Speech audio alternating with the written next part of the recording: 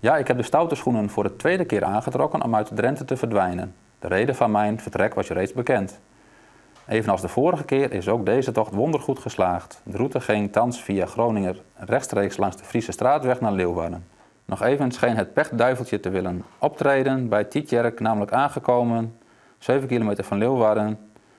Waarschuwde men mij dat de sirenes in Leeuwarden weer enige malen geloeid hadden en er hoogstwaarschijnlijk wel weer razzia's op zouden volgen. Dit is een stukje uit een van de brieven. Egbert Brinkman uit de Drentske Ide voende de brieven die terug te binnen ons zien Paken en Beppe. Toen mijn moeder is overleden, toen hebben mijn zus en ik hebben het huis opgeruimd. En met de tijd toen kwam het oude kistje ook tevoorschijn. Toen vond ik er allemaal oude brieven uit de oorlog. Toen heb ik bijna al die brieven doorgelezen en dat was zeer indrukwekkend. Je kreeg er bijna kippenvel van.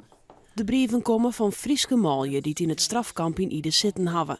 Vanaf september 1944 waren er mannen voornamelijk uit Friesland oproepen om hier te werken onder de Frieslandlinie. Dat is een verdedigingslijn die de Duitsers onderlijnen om eventuele geallieerde invasie vanuit Friesland uit te slaan, die er achterhouden Noordwest is. Er zijn meesten mannen die zich melden hier voor de werkstelling. En in het strafkamp waren mannen onderbracht die straften werden. Dus die waren vaak oppakt in de razzia's, die werden onderdoken. Die woonden dat werkje voor de Duitsers weer oppakt en toen waren ze in het strafkamp hier ingebracht. Tegenover het strafkamp stiert het café van de Paken en Beppe van Brinkman, de familie Timmer.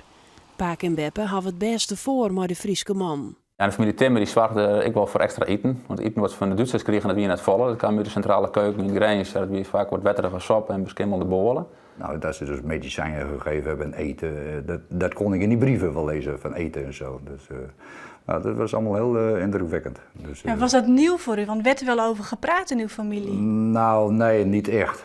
Wat dat betreft waren mijn opa en oma wel bescheiden op die manier. Dus dat werd niet zo breed uitgemeten en toen was ik ook nog een kind. Dijkstra Spaken uit Burgum had ook in het strafkamp zitten. Zo kwam de interesse. Hij zult er een boek over schrijven en deze brieven binnen grote bronnen van informatie voor hem. Hoe bijzonder is deze vindst? Ja, ik vind het echt uniek. Het is ook heel bijzonder dat er 60 brieven bewaard binnen uit de oorlog. De meeste mensen smitten die brieven toch veel aan de waarde net van in. Ja, je had een heel mooi beeld van wat je zich afspelen had in de oorlog.